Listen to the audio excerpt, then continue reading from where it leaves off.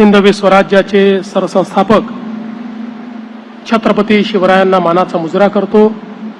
भारतीय राज्यघटनेचे शिल्पकार भारतरत्न डॉक्टर बाबासाहेब आंबेडकर यांना मानवंदना अर्पित करतो।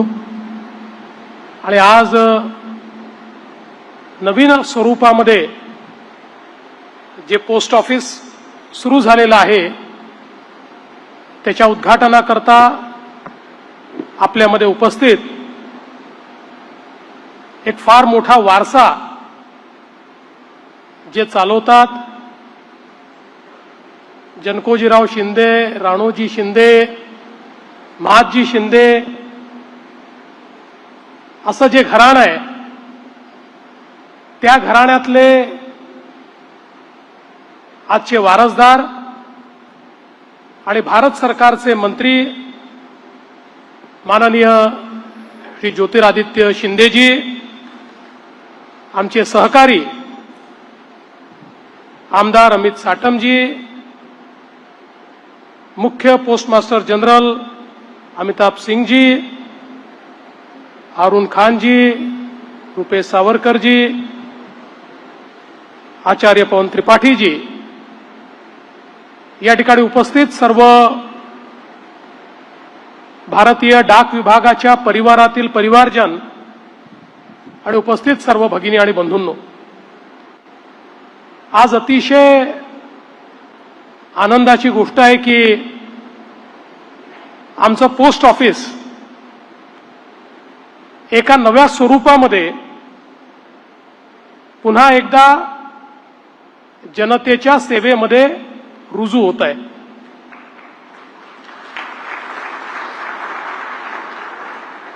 पोस्ट ऑफिसने केलेली सेवा ही कदाचित जेनझीला माहिती नसेल,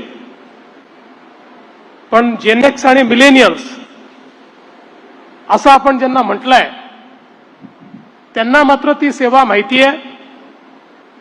आमच्यासारख्या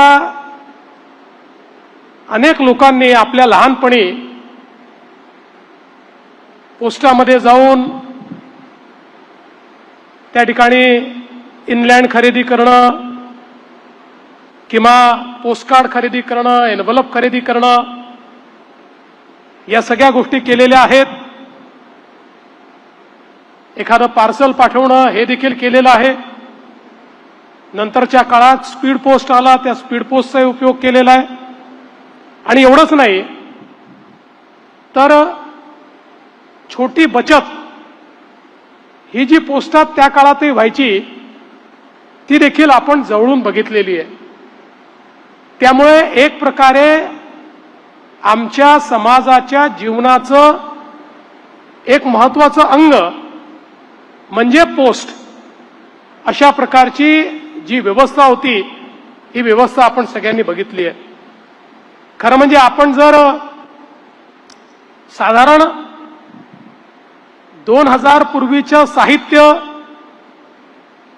त्यापूर्वीचे सिनेमे हे सगळं बघितलं तर जुन्या सिनेमांमध्ये पोस्टमन हा दिसायचाच, तो चिठ्ठी घेऊन यायचाच आणि त्याच्या चिठ्ठीने कोणीतरी आनंदित व्हायचं किंवा कोणाला एखादी वार्ताही समजायची।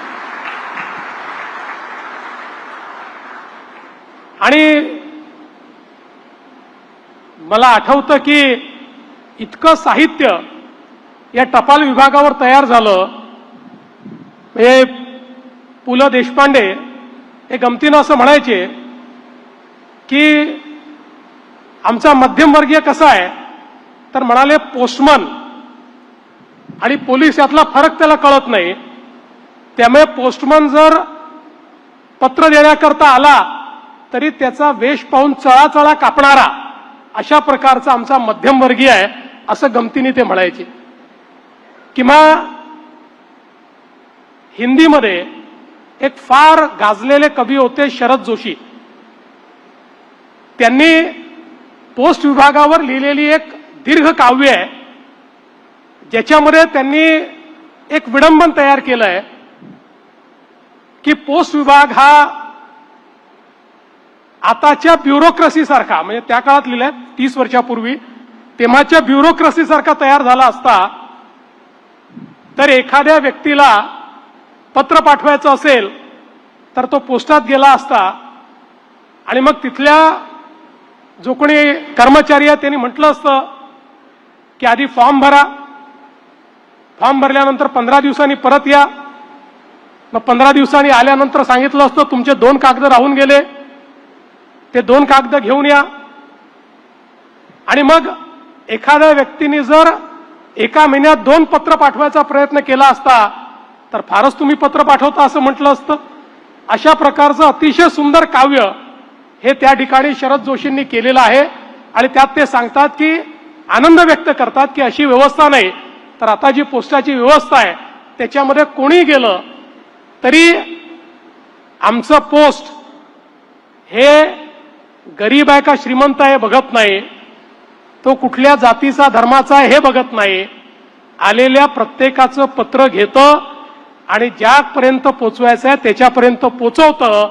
अशा प्रकारची ही पोस्टाची व्यवस्था आमच्या देशामध्ये कानाकोपऱ्यामध्ये तयार झाली.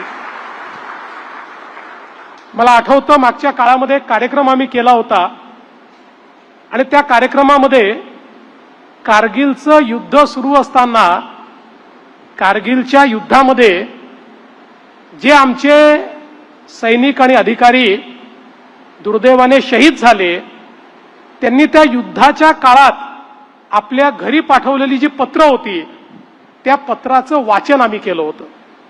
ही सगळी पत्र आमच्या पोस्ट विभागाने त्या युद्धाच्या काळामध्ये त्या ठिकाणी त्या कारगिलच्या वॉर हिरोजच्या घरापर्यंत पोहोचवली होती. आणि त्यातनं ज्या भावना या सगळ्या आमच्या वॉर हिरोजनी व्यक्त केल्या होत्या त्या भावना वाचताना आम्ही सगळे भावविभोर झालो होतो. मला असं वाटतं की हे जे कार्य आहे मानवी संवेदनाचा वाहक म्हणून पोस्ट विभागाने आजपर्यंत काम केलेलं आहे. आणि म्हणूनच मला असं वाटतं की हा पोस्ट विभाग आपल्या सामाजिक व्यवस्थेचा एक भाग म्हणून आपण याच्याकडे बघितलं पाहिजे. अर्थातच प्रत्येक जी गोष्ट असते त्याच्या लाईफ सायकलमध्ये जीवनामध्ये एक संक्रमणाची अवस्था असते आणि ती संक्रमणाची अवस्था ही साधारणपणे नवीन सहस्त्रक सुरू झालं आणि त्या काळामध्ये 90 नंतर आणि नवीन सहस्त्रकाच्या पहिल्या कालावधीमध्ये ज्यावेळेस मोठ्या प्रमाणात इंटरनेट आला, ज्यावेळी SMS सर्व्हिसेस सुरू झाल्या, कम्युनिकेशन ईमेलच्या माध्यमातून सुरू झालं, त्यातनं एक संक्रमणाची अवस्था आमच्या पोस्ट विभागाची तयार झाली. दुसरीकडे आपल्याला कल्पना आहे की मोठ्या प्रमाणात खासगी क्षेत्रही या ठिकाणी वेगवेगळ्या प्रकारच्या पार्सल सर्व्हिसेसमध्ये, कुरिअर सर्व्हिसेसमध्ये आलं. त्याच्यामुळेही एक संक्रमण अवस्था आमच्या पोस्ट विभागाला त्या ठिकाणी बघावी लागली. पण महत्वाचं असतं की आव्हानं जेव्हा समोर येतात त्यावेळी त्या आव्हानाला साजेसा बदल आपल्यामध्ये घडवणं आणि प्रत्येक काळामध्ये रेलेव्हंट राहणं हे अत्यंत महत्वाचं असतं. आणि मी विशेष आभार मानेन देशाचे प्रधानमंत्री माननीय नरेंद्र मोदीजींचे की ज्यांनी पोस्ट विभागाची ताकद ओळखली आणि ज्यांनी हे ठरवलं की हा विभाग ऑब्सोलीट होणार नाही. तंत्रज्ञान बदललं असेल, मीन्स ऑफ कम्युनिकेशन बदलले असतील, त्या प्रत्येक व्यवस्थेमध्ये आमच्या पोस्ट विभागाला कुठे ना कुठे जागा आहे, किंबहुना एक बिझनेस अपॉर्च्युनिटी आणि त्यासोबत प्रत्येक व्यक्तीला सेवा देण्याची संधी आमच्या पोस्ट विभागामध्ये आहे. आणि हे खरंच होतं की कुठलंही क्षेत्र आलं तरीही शेवटच्या माणसाला सर्व्हिस देण्याची जी क्षमता होती ती आमच्या सरकारच्या पोस्ट विभागातच होती. आणि म्हणून एक मोठं परिवर्तन मग पोस्टल बँकिंग सिस्टीम जी उभी राहिली, गावापर्यंत बँक पोचली, आर्थिक समावेशनामध्ये पोस्ट विभागाने महत्वाची भूमिका निभावली. आणि मी विशेष अभिनंदन करेन आमचे मंत्री महोदय श्री ज्योतिरादित्य सिंधियाजींनी की ज्यांनी स्वतः पहिले राज्यमंत्री म्हणून आणि मग मोदीजींच्या नेतृत्वात विभागाचे मंत्री म्हणून या विभागाचा कायाकल्प करण्याकरता प्रचंड लक्ष घातलं, नवनवीन योजना आणल्या आणि त्याच योजनांचा परिपाक आज आपल्याला या ठिकाणी पाहायला मिळतो की सगळ्या वेगवेगळ्या क्षेत्रांची स्पर्धा करत 2.5% ग्रोथ होणारं पोस्टाचं विभाग हे 16% ग्रोथ, 16% ग्रोथ या ठिकाणी रजिस्टर करताय. आणि सगळ्यांना टक्कर देत पुन्हा एकदा सामान्य माणसाच्या जीवनामधला एक अभिन्न अंग म्हणून जवळजवळ शतकभर जी कामगिरी पोस्टाने केली तीच कामगिरी आज पुन्हा पोस्ट करताना दिसतंय. मला अतिशय आनंद आहे की आज जे स्वरूप अंधेरीच्या पोस्ट ऑफिसचं आम्ही बघितलं, Indian institute of architecture and design या देशातल्या अग्रणी संस्थेने याचं डिझाईन केलंय. त्याच्यामध्ये मंत्री महोदयांचं एस्थेटिक टच आपल्याला पाहायला मिळतो. आणि विशेषतः त्यांनी जे सांगितलं, विकास भी और विरासत भी, वारसा आणि विकास या दोन्हीचा संगम पाहायला मिळतो.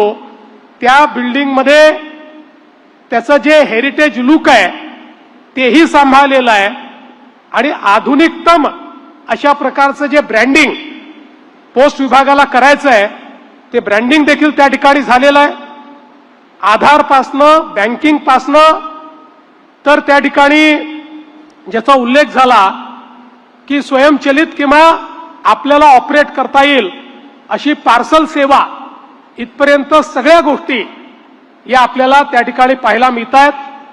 आणि इतकं सुंदर अशा प्रकारचं त्याचं ब्रँडिंग, त्याचा अपिअरन्स हा त्या ठिकाणी तयार झाला आहे की निश्चितपणे कोणालाही असं वाटावं एकदा तरी आपण पोस्टात जाऊन यावं, अशा प्रकारचं पोस्ट ऑफिस हे अंधेरीला तयार झालेलं आहे.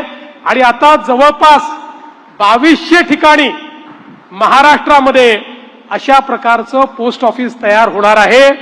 मी महाराष्ट्र सरकारच्या वतीनं मंत्री महोदय आपलं आणि देशाचे प्रधानमंत्री मोदीजी यांचे मनापासून आभार मानतो. आपण बघा की आव्हानांना समोर गेलं तर काय होतंय आपण बघितलंय. आपल्याच लाईफ स्पॅनमध्ये आपण बघितलं की ज्यावेळी आपल्या देशामध्ये आपण मोबाईल वापरणं चालू केलं त्यावेळी सगळं मार्केट नोकियाकडे होतं. पण ज्यावेळी बदल करण्याची वेळ आली त्यावेळी तेवढ्या वेगानं नोकियाने बदल नाही केला, तो सॅमसंगनी केला, तो ऍपलनी केला. आणि हळूहळू सगळं मार्केट हे 2 ऍपल आणि सॅमसंग यांनी ते हळूहळू कॅप्चर केलं.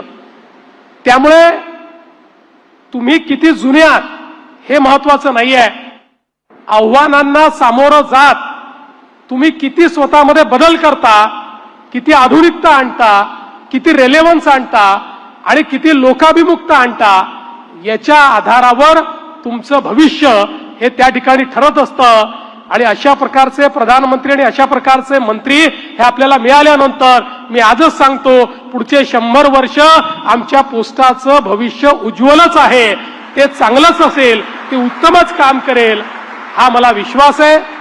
मी पुन्हा एकदा या उत्तम कार्यक्रमाबद्दल पोस्ट विभागाचं, मंत्री महोदयांचे, त्यांच्या समस्त अधिकाऱ्यांचे आभार मानतो. आणि आम्हालाही इथे निमंत्रित केल्याबद्दल आपले आभार मानून मी माझे 2 शब्द संपवतो. धन्यवाद. जय हिंद, जय महाराष्ट्र.